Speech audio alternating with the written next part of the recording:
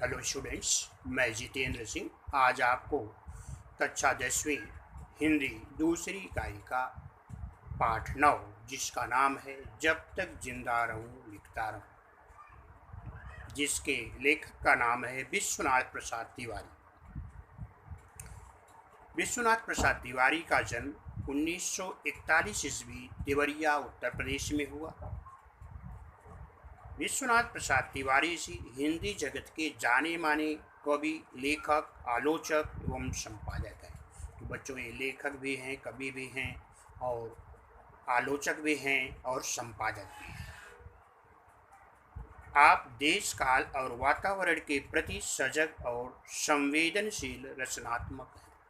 ये जो है देश के प्रति सजग भावना से लेख, कविता और रचनाएं किए हैं।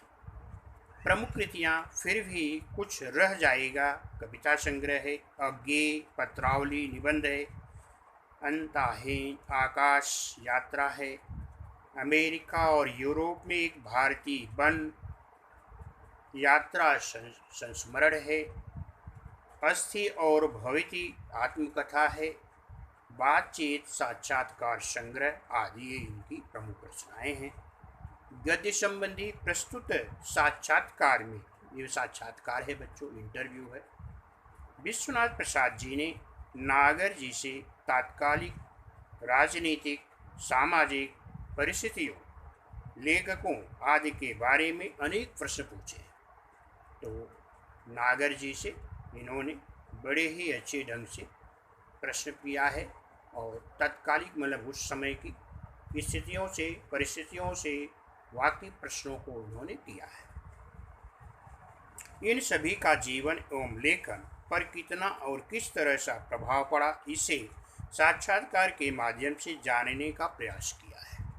तो ये सारी चीज़ों का जीवन पर क्या प्रभाव पड़ता है, ये इस साक्षात्कार के माध्यम से इन्होंने जानने की कोशिश की है। तो तिवारी जी जो है प्रश्न करते हैं और नागर जी उसका उत्तर देते हैं।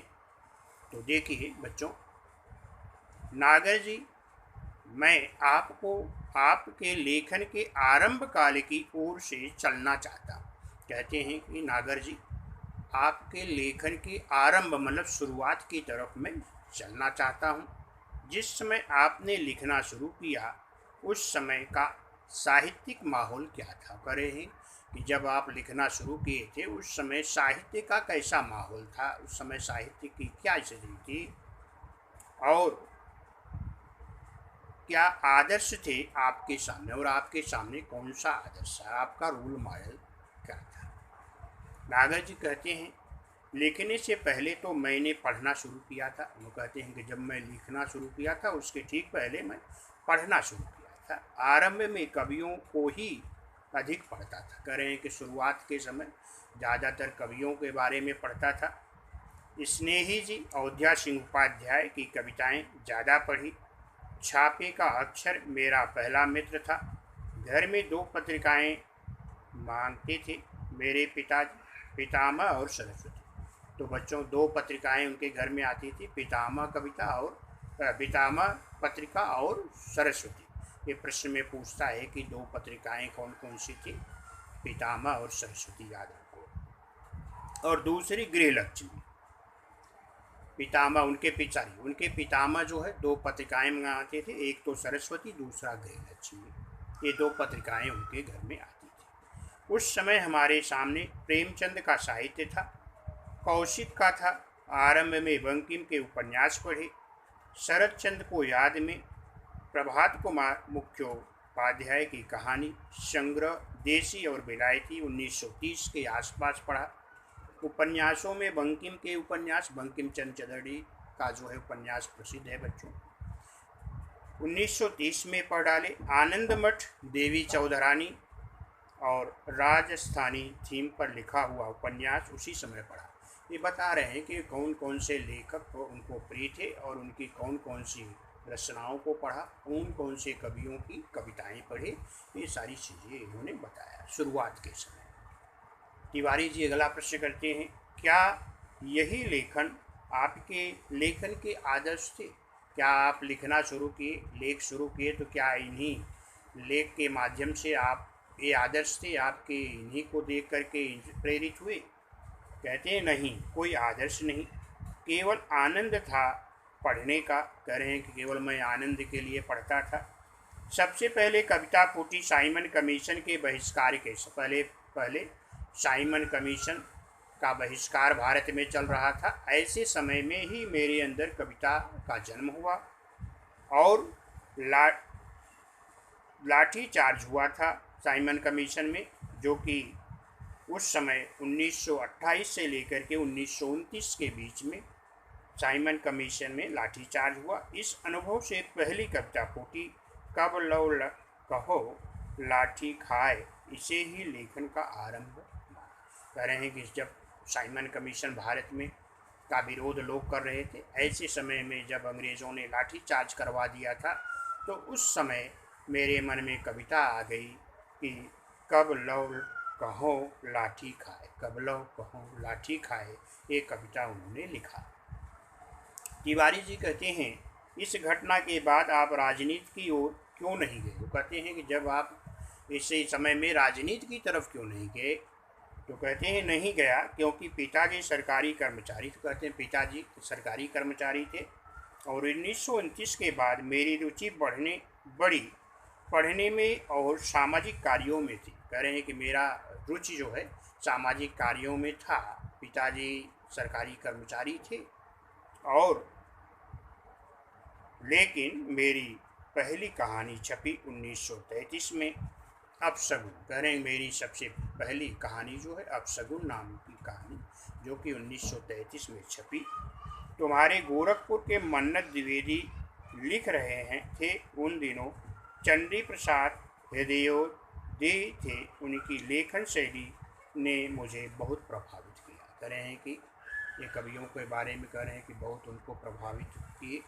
तिवारी जी अगला प्रश्न करते हैं, क्या उन दिनों आप पर गांधी जी के व्यक्तित्व का भी कुछ प्रभाव पड़ा? कह रहे हैं कि गांधी जी के भी व्यक्तित्व के बारे में भी क्या आपका कुछ असर आपकी लेख पर पड़ा? नागर जी कहते हैं हाँ, निश्चित रूप से पड़ा। पिताजी ने आंदोलन में भाग लेने से रोका, वह रोकना ही मेरे लेखन के लिए अच्छा हुआ। कह रहे हैं पिताजी आंदोलन में भाग लेने के रोके मुझे और वह मेरे लिए अधिक प्रभाव हुआ। तिवारी जी, आपके लेखन में गरीबों के प्रति जो करुणा है वह किससे प्रभावित हुई? करें कि आपके लेख में जो गरीबों के लिए करुणा दिखती है वो कैसे में प्राप्त हुआ? नागर जी कहते हैं वह तो अपने समाज से ही उभरी थी, समाज से ही वो प्राप्त हुआ। मेरी पहली कहानी प्रायश्चित इसका प्रमाण है। हमारे पारिवारिक संस्कार भी थे, ये थोड़ा परिवार से भी प्राप्त हुआ। मेरे पिताजी में एक अद्भुत गुण था। कहते हैं कि मेरे पिताजी में एक अद्भुत अच्छा आश्चर्यसूचक गुण था। वे किसी के दुख दर्द में तुरंत पहुंचते थे और इससे मुझे बहुत प्रभावित किया।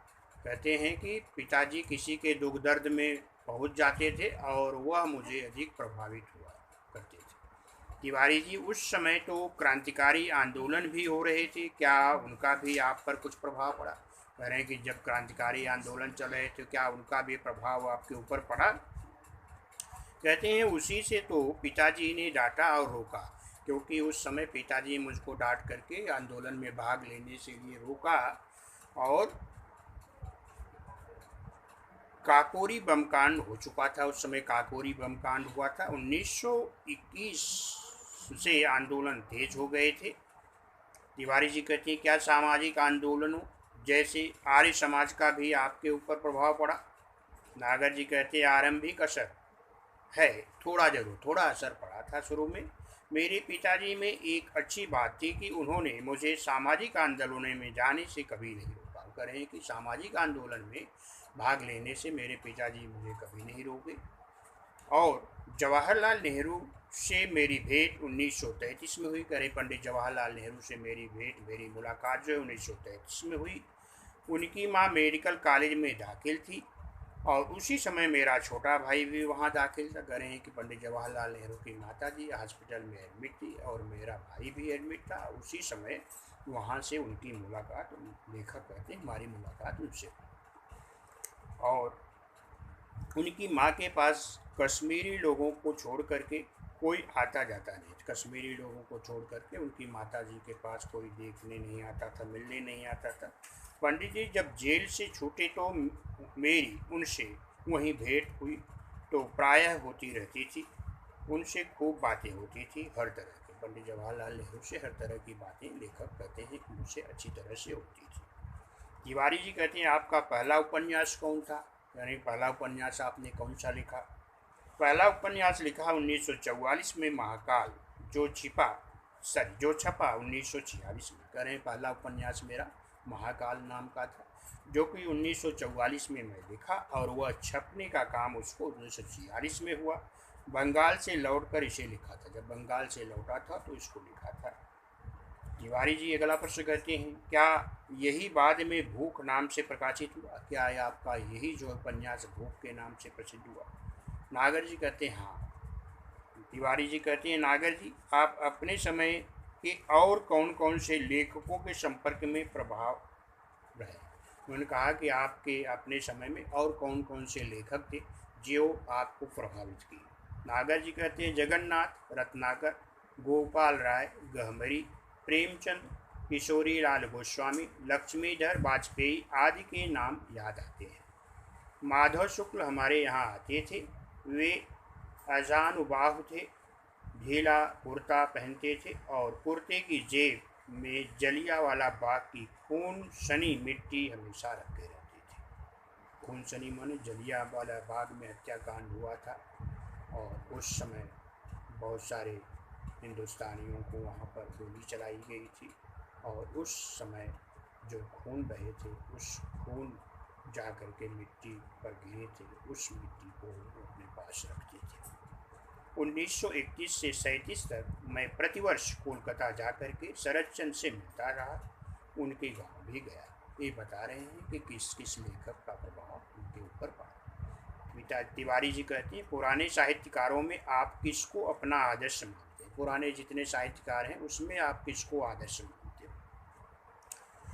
नागर जी कहते हैं, तुलसीदास को तो मुझे घुट्टी में पिलाया। घुट्टी का मतलब होता है जन्म से, बच्चा जन्म लेता है उसी समय उसको जो पिलाया जाता है उसको घुट्टी।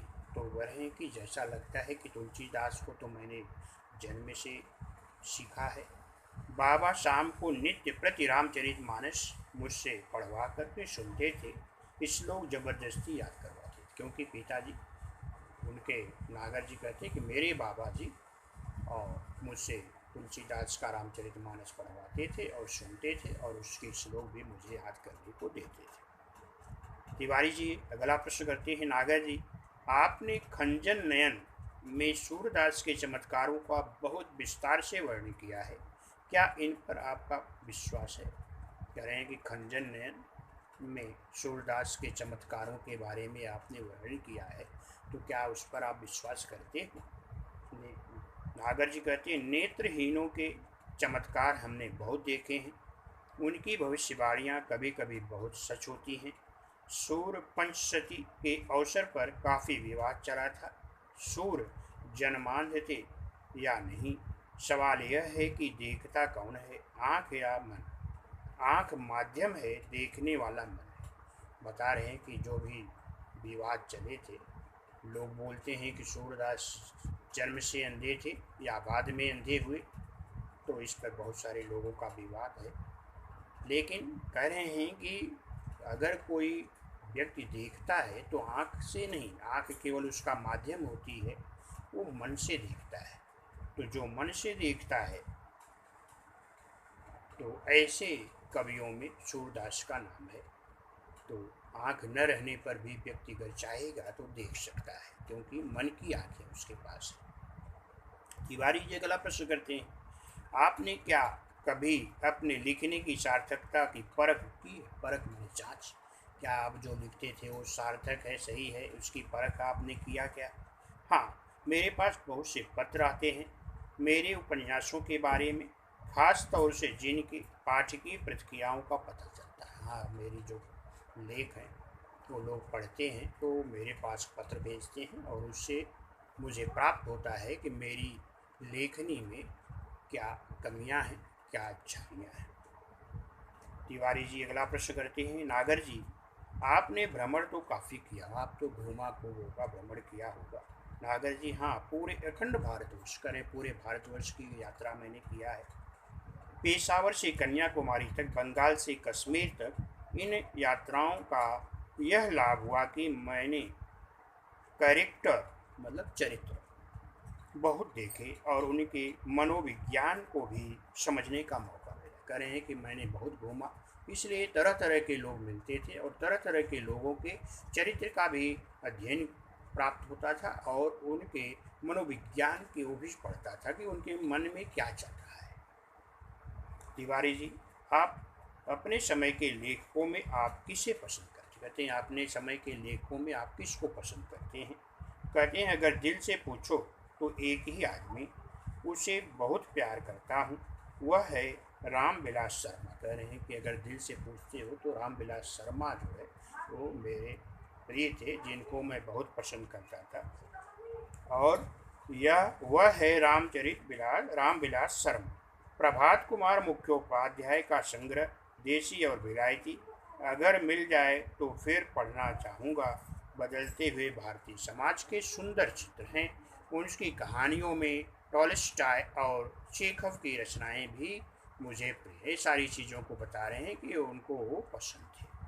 तिवारी जी अगला प्रश्न करते हैं, आप तो पत्रों का भी बहुत संकलन किया होगा, पत्रों को भी बहुत इकट्ठा करके रखा होगा। नागर जी कहते हैं हाँ, बहुत पत्रों को संग्रह भी काफ़ी है, लेकिन वह व्यवस्थित नहीं। करें पत्र तो बहुत है लेकिन व्यवस्थित नहीं है, क्रम से नहीं है। मैंने प्रत्येक जाति के रीति रिवाज को इकट्ठे किए, प्रत्येक जाति के लोगों को रीति रिवाज को इकट्ठा किया है। इसके लिए घूमना बहुत पड़ा है, बड़े बूढ़ों से सुनकर भी बहुत कुछ प्राप्त हुआ है। गदर के फूल के लिए मुझे बहुत लोगों से मिलना जुलना पड़ा, गदर के फूल के लिए मैंने बहुत सारे लोगों से मिलजुल किया और प्राप्त किया। तिवारी जी अगला प्रश्न करते हैं, आपने अपने उपन्यासों के लिए फील्ड वर्क बहुत किया होगा, फील्ड वर्क मतलब क्षेत्र में भ्रमण बहुत किया होगा। तो नागर जी कहते हैं हाँ, बहुत करना पड़ा। नाचो बहुत गोपाल के लिए सफाई कर्मियों की बस्तियों में जाना पड़ा। कह रहे हैं नाचो बहुत गोपाल को लिख रहा था, उस समय बहुत सारी बस्तियों में जाना पड़ा, उनके रीति रिवाजों का अध्ययन करना पड़ा। और नागर जी कहते हैं कि नागर जी, तिवारी जी गलत प्रश्न करते हैं कि नागर जी क्या आप मन और प्राण को अलग अलग मानते हैं, क्या मन और प्राण को अलग अलग मानते हैं, दो अलग अलग चीज़ें हैं। नागर जी कहते हैं हाँ, प्राण को मन से अलग करना पड़ेगा। मन की गति आगे तक है, प्राण को वहाँ तक खींचना पड़ता है। मन एक ऐसा निर्मल जल है जिससे जीवन के संस्कार बनते हैं। मन प्राण से की ही साधता है। कह रहे मन और प्राण अलग है, मन थोड़ा आगे तक जाता है और प्राण को मन तक ले जाने के लिए उसको खींचना पड़ता है, ले जाना पड़ता है। और मन प्राण की साधता है, मतलब मन जो है प्राण को साधता है, सिद्ध करता है। इसलिए बता रहे हैं कि दोनों अलग अलग। तिवारी जी कहते हैं सूर में आपने मन को ही पकड़ा है। उन्होंने कहा कि सूर में आपने मन को ही पकड़ा, सूर में आपने मन को ही बताया है, मन पर ही ध्यान दिया है। नागर जी हाँ, सूर ने एक जगह लिखा है, मैं 10 दिशाओं में देख लेता हूँ, जब पूरी प्राण शक्ति एक जगह केंद्रित होगी तो इंट्यूटिव आई बनाएगी। कह रहे हैं कि अगर हमारे ज्ञान इंद्रियाँ जो है एकत्र हो जाए तो हमें एक इंटेंटिव कर देती है, जागृत कर देती है। तिवारी जी कहते हैं नागर जी, हम लोगों ने आपका बहुत समय लिया, बल्कि आपकी उम्र और स्वास्थ्य पर भी लिहाज नहीं किया। कह रहे हैं कि आपका इंटरव्यू लेते समय मैंने बहुत समय लिया आपसे। यहाँ तक कि मैंने आपका उम्र का भी लिहाज मैंने ध्यान नहीं दिया। तो नागर जी कहते हैं स्वास्थ्य ठीक है, मेरा स्वास्थ्य ठीक है। मेरा पत्नी की मृत्यु के बाद एक टूटन आ गई थी। कह रहे हैं कि जब का देहांत हो गया तो उस समय मेरा जो स्वास्थ्य था थोड़ा बिगड़ गया था, टूटन माने अस्त व्यस्त हो गया था। लेकिन फिर मैंने सोचा कि लिखने के सिवा और चारा क्या, चारा माने उपाय, लेकिन मैंने सोचा कि लिखना ही मेरा उपाय है। अगर मुझे बिजी रहना है, व्यस्त रहना है तो लिखना पड़ेगा। तुम लोग यह मनाओ कि जब तक जिंदा रहूं लिखता रहूं। कहते हैं कि अभी आपसे यही उम्मीद है, आप लोग ऐसी प्रार्थना करो कि मैं जब तक जिंदा रहूं तब तक लिखता रहूं। कहने का मतलब कि लेखक कभी हमेशा जब तक जिंदा रहता है तब तक पढ़ता रहता है, तब तक लिखता रहता है, तब तक सोचता रहता है, कभी भी वह थकता नहीं है। तो ये लेखक महोदय बड़े ही अच्छे ढंग से इस पाठ में बताने का प्रयास किए हैं। ये पाठ बच्चों यहाँ पर समाप्त।